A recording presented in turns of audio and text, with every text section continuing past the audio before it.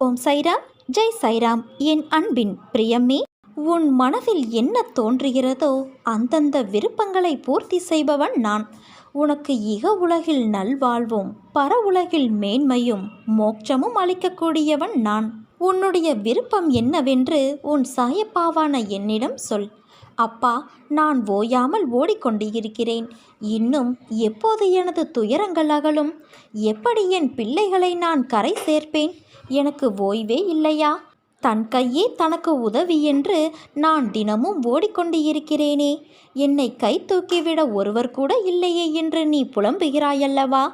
நான் ஒருவன் இருப்பதை மறந்து நீ புலம்பிக் கொண்டு இருக்கிறாய். முதலில் உன்னை முழுவதுமாக நம்பு. அப்போதுதான் அனைத்தும் உன்னை தேடி வரும்.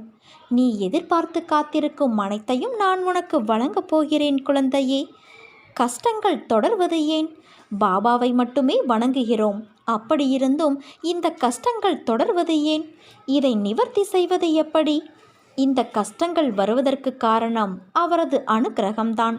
அதாவது என்னுடைய அனுக்கிரகம்தான்.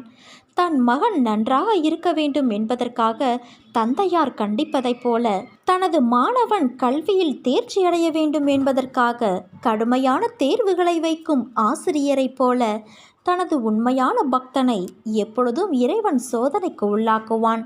ஒரு முறைதான் சோதனை வந்துவிட்டதே, மீண்டும் ஏன் சோதனை என என்ன தோன்றும்? நான் தீவிர சாய் பக்தன். எப்பொழுதும் அவரது நாமத்தை இடைவிடாமல் தியானம் செய்கிறேன் என்ற கர்வம் எந்த சூழலிலும் வந்துவிடக்கூடாது. அதில் கடவுள் கவனமாக இருப்பார். அதனால்தான் சோதனைகளை அடிக்கடி தந்து தனது பக்தனின் பக்தியை ஒரே மாதிரியாக இருக்குமாறு பார்த்து கொள்வேன். தனது நினைவு பக்தனுக்கு ஆழமாக இதயத்திலிருந்து வர வேண்டும் என்பதற்காகவே என்னால் சங்கடங்கள் விளைவிக்கப்படுகின்றன. அந்த சங்கடம் எப்படி இருக்கும் என்றால், எதிரே புதர்ச்செடி முள்ளால் நிறைந்த பாதை போல கஷ்டமாக இருக்கும். நம்பிக்கை ஆட்டம் கண்டுவிடும். மனதில் எண்ணற்ற சந்தேக அலைகள் தோன்றி நிம்மதியை குலைக்கும். எதற்காக இந்த பாபா என்னை தன் பக்தராக ஆக்க வேண்டும் என்று அங்கலாய்க்கும். இருப்பதை விட செத்துப்போவது நலம் என நினைக்க தோன்றும். இத்தகைய நேரங்களில் மனதைரியத்தோடு உறுதியாக சாய்பாபாவை தொழுது கொள்ள வேண்டும். என்னுடைய நாமத்தை இடைவிடாமல் ஜபித்து சங்கடத்தை தைரியமாக எதிர்கொள்ள வேண்டும். இப்படித்தான் நீ இத்தனை ஆண்டுகளையும் நகர்த்தி வந்து இருப்பாய். அதை தொடர்ந்து செய். உனக்கு என் மேல் நம்பிக்கை அதிகமாகும். காத்திருக்க கற்றுக்கொள் என் குழந்தையே. எல்லாவற்றிற்கும் உரிய நேரம் இருக்கிறது. அவசரப்படுவதால் நிம்மதி தொலையுமே தவிர நமக்கு எதுவுமே கிடைக்கப் போவது இல்லை. அதை நீ நன்றாக நினைவில் வைத்துக்கொண்டு செயல்படு. எனது உதவி வேண்டி நீ எப்போது என்னை நாடி வந்தாலும் அடுத்த நிமிடமே என் உதவி உனக்கு நிச்சயமாக கிடைக்கும். நீ மிகவும் எதிர்பார்க்கப்பட்ட செய்தி எந்த நேரத்திலும் உன்னை வந்து சேரும். சிறு பெண்ணின் மூலம் உனது சந்தேகங்கள் தீரும். உன்னை நினைக்கையில் உனக்கு எந்த விதமான போதனையை நான் தர வேண்டும் என்று யோசிக்கின்றேன். உன்னை மற்றவர்கள் புரிந்து கொள்ள வேண்டும் என்று நீ ஏன் நினைக்கின்றாய்? நீ அவர்களை புரிந்து கொண்டாய் அல்லவா? அப்படியிருக்கையில் அவர்கள் கேட்கப் போகும் கேள்விகள் இதுதான் என்றும், நீ ஏற்கனவே எதிர்பார்த்த கேள்விகள்தான் என்றும் நீ உணர்கின்றாய். பிறகு ஏன் அவர்கள் மீது கோபம் கொள்கிறாய்? அவர்களுக்கு நிதானமாக 2 வார்த்தைகளில் பதில் கூறிவிட்டு உன் கோபத்தை அந்த கூறிய வார்த்தைகளிலேயே மறந்துவிடு. அப்படி இருக்கையில் நீ ஏமாந்து போக மாட்டாய். அள்ளி கொடுக்கும் நேரம் வந்து விட்டது. பெற்றுக்கொள்ள நீ தயாராக இரு. இன்றிலிருந்து உன் கஷ்டங்கள் நீங்கி உனது வேண்டுதல்கள் யாவும் நிறைவேறும். வாழ்க்கையில் நிம்மதி, வெற்றி, சந்தோஷம் என எல்லாம் உனக்கு இனிமேல் தென்றலாய் உன்னை சிலிர்க்க வைக்கப் போகிறது. தாண்டி வந்த பள்ளங்களும் மேடுகளும் ஆழங்களும் எல்லாம் இன்றோடு முடியப் போகிறது. எல்லாவற்றிற்கும் ஒரு நாள் காலம் வரும் என காத்திருந்த உன் பொறுமையும் நம்பிக்கையும் இனி உனக்கான எல்லாம் வரிசையாய் வந்து குவியப் போகிறது குழந்தையே. உன்னை விட்டு தள்ளி நிற்கிறேன் என்று உன் மனதில் எழும் குழப்பங்களை தூக்கி எறி. நீ என் உயிர். நான் எங்கு இருக்கிறேனோ அங்கு நீயும் இருக்கிறாய், இருப்பாய். இனிமேல் உன் வாழ்வில் நடக்கும் எல்லாம் ஒளிரப் போகிறது. என்றும் என் துணை உனக்கு உண்டு. நீ ஜெயிக்கப் போகிறாய் தங்கமே. எதற்காகவும் பயப்படாதே. உன்னில் நிச்சயம் வெற்றி என்ற தீபத்தை நான் ஏற்றுவேன். நீ வறுமையில் இருக்கிறாய் என்று நான் அறிவேன். அதனால் உன் மனமானது மிகவும் கவலையாய் உள்ளது. அதுவும் எனக்கு தெரியும். எல்லாம் அறிந்தவன் நான். உன் பிரச்சனைகளுக்கு நிச்சயம் ஒரு தீர்வு கிடைக்கும். உன் வறுமை நீங்கி உன் வாழ்க்கையை நான் வளமாக்குவேன். உன் கஷ்டங்களை தீர்க்க நான் உன் வீடு தேடி வந்துவிட்டேன். இனி உன் வாழ்க்கை ஒளிமயமாக மாறும் என் குழந்தையே. உனக்கு தாய்க்கு தாயாகவும் ஒரு தந்தைக்கு தந்தையாகவும் இருக்கும் என்னை வணங்கி உன் பெயரின் முதலெழுத்தை நீ பதிவிட்டு இருக்கிறாய். வாழ்க்கையில் நடக்கும் எல்லா நிகழ்வுகளுக்கும் ஒரு அர்த்தம் இருக்கும். சில நிகழ்வுகள் உனக்கு நல்ல நிம்மதியையும் சந்தோஷத்தையும் கொடுக்கும். சில நிகழ்வுகள் வருத்தங்களையும் கஷ்டத்தையும் கொடுக்கும். அவையெல்லாம் எல்லோருடைய வாழ்க்கையிலும் நடக்கும்.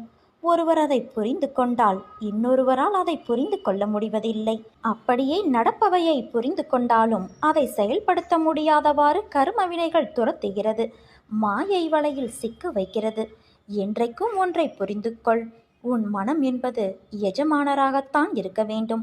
அதன் கட்டளைப்படித்தான் எல்லா விஷயங்களும் ஊக்கத்தோடு செய்ய முடியும். அதன் சொல் கேட்டு நடப்பவராய் நீ இரு. நடக்கும் விஷயங்களுக்கு ஏற்ப உன் மனம் அசை போடக்கூடாது. எதற்கும் அடிமையாகாதே. அன்பிற்கும் மற்ற எல்லாவற்றிற்கும் அது உன்னை ஆள ஆரம்பித்துவிடும். அப்படி நடந்தால் உன்னுடைய தன்னிலையை நீ மறந்து உன்னை மீறி எல்லா நிகழ்வுகளும் நடக்கும். ஒன்றை தெரிந்து கொள் குழந்தையே, உன் தோற்றத்தில்தான் நிழல் தெரிய வேண்டுமே தவிர நிழலிலிருந்து உன் தோற்றம் தெரியக்கூடாது. ஒரு அடி உள்ள நூல் சிக்கலானால் எளிதில் அதனுடைய சிக்கலை களையலாம். ஆனால் உன் வாழ்க்கையிலோ நூலின் கண்டுகளே சிக்கலாக உள்ளது. அதை நான் எப்படி அறியாமல் இருப்பேன்? இவ்வளவு நாளும் சிக்கலை விடுவிக்கத்தான் நான் கருமாக்களோடும் மாயையோடும் உன் வாழ்க்கையையும் உன்னை சுற்றி இருப்பவர்களையும் மீட்க போராடி வருகிறேன். அந்த நூலில் நீ மட்டும் தனியாக மாட்டிக்கொள்ளவில்லை. உன்னை சார்ந்தவர்களும் உள்ளார்கள். அதனால் கலங்காதே குழந்தையே. அந்த சிக்கலை அவிழ்க்க உள்ள நுட்பங்கள் உன் கண்களுக்கு புலப்படும் போது பயந்தால் அது உன் கண்களுக்கு தெரியாமலேயே போய்விடும். அதனால் நீ பொறுமை காக்க வேண்டும். ஒவ்வொரு சிக்கல்களையும் அவிழ்க்கும் போதுதான் உன்னை மனதில் கோணலான சிந்தனைகள் இடம் பிடிக்கிறது. இவை அனைத்தும் தடம் தெரியாமல் உன் வாழ்க்கையின் நிம்மதியை கெடுத்ததற்கு ஓட ஓட நான் விரட்டியடிப்பேன். என்றைக்குமே நிழல் அதிக வெளிச்சத்தில் தெரிவதில்லை. இருள் மட்டுமே சூழ்ந்த இடத்திலும் தோன்றுவது இல்லை. வாழ்க்கை அதிக வெளிச்சம் என சொன்னதில் சந்தோஷத்தையும் இருளில் என சொன்னதில் கஷ்டங்களையும் கூறுகிறேன். அந்த நேரத்தில் சற்றே அந்த சூழ்நிலைகளிலிருந்து நீ வெளியே வா. அப்போது மன அமைதி கிடைக்கும். அப்போது பார், உன் நிழல் உனக்கு தெரியும். அது உனக்கான முடிவை எடுக்க என் சாயலாய் அந்த நிழலில் உனக்கு நான் என்ற ரூபம் தெரியும். உன்னை யார் என்ன குறை கூறினாலும் அதை பற்றி கவலைப்படாதே குழந்தையே. அனைத்தும் அறிந்தவன் நான். வீணாக உன் மனதை குழப்பிக் கொள்ளாதே. உனக்கு தீங்கு நினைப்பவர்களை நான் பார்த்து கொள்கிறேன். நீ நிம்மதியாக இரு. உன் சூழல் எனக்கு புரிகிறது. நீ நினைத்த மாதிரி சில நிகழ்வுகள் நடக்காத போது உனக்கு ஏமாற்றம் அளிக்கிறது.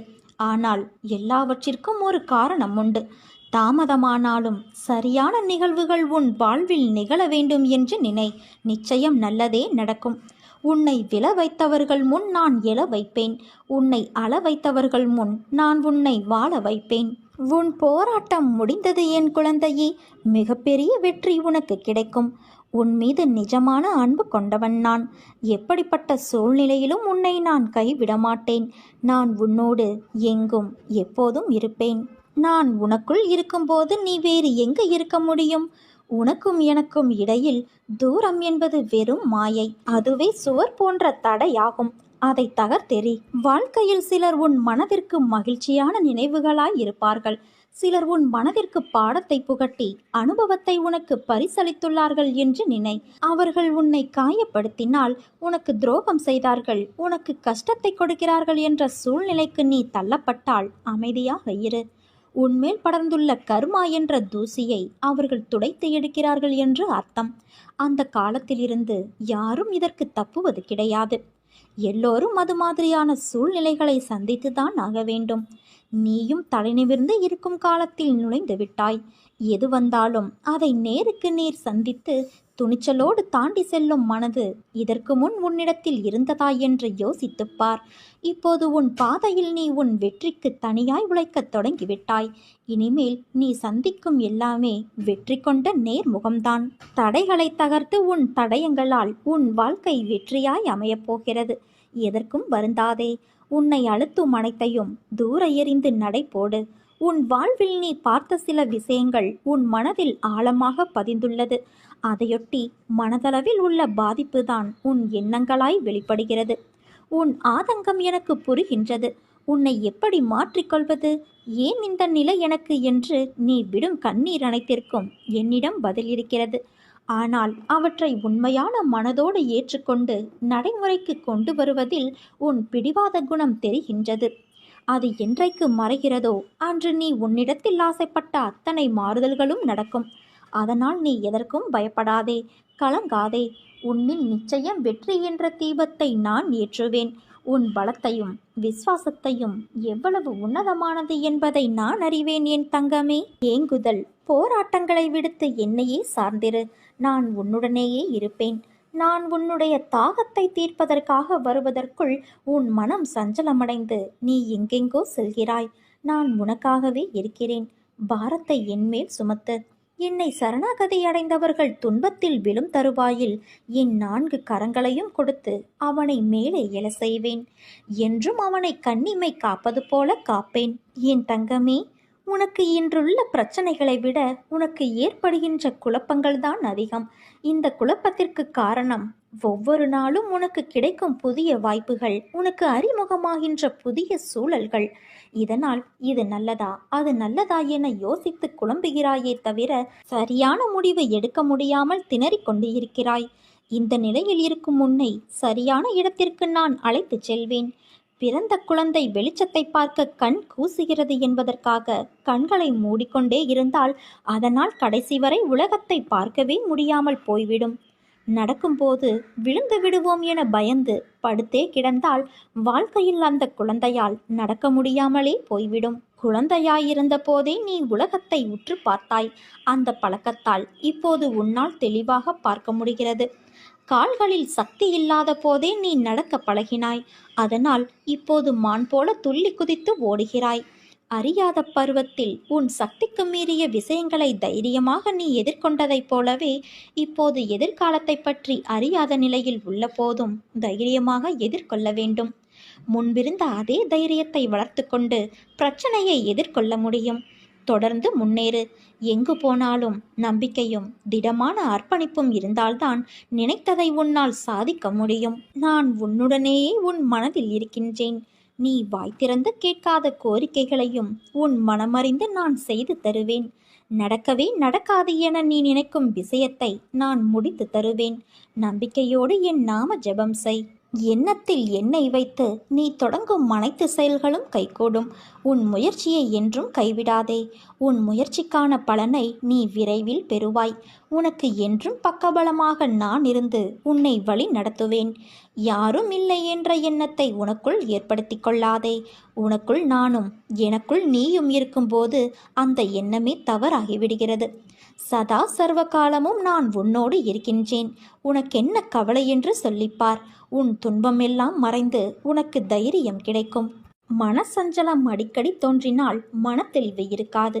எடுக்கிற முடிவுகள், போகிற பாதை என எதுவும் சரியாக இருக்காது. அதனால் எப்போதும் குழப்பத்தில் இருக்க வேண்டியிருக்கும். இதை முதலில் நீ மாற்ற வேண்டும். இதற்கு அற்புதமான ஒரு உபாயத்தை நான் கூறுகிறேன். முதலில் உன் மனதை ஏதாவது ஒன்றின் மீது செலுத்து. உனக்கு எதன் மீது அதிக பிரியம் உண்டோ அதன் மீது மனதை செலுத்து. அப்போது மனம் குவிய ஆரம்பிக்கும். உன் பிரச்சனைகள் தீர்ந்துவிடும். என்னுடைய பரிபூரணமான ஆசீர்வாதம் உங்கள் அனைவருக்கும் எப்போதும் இருக்கும்.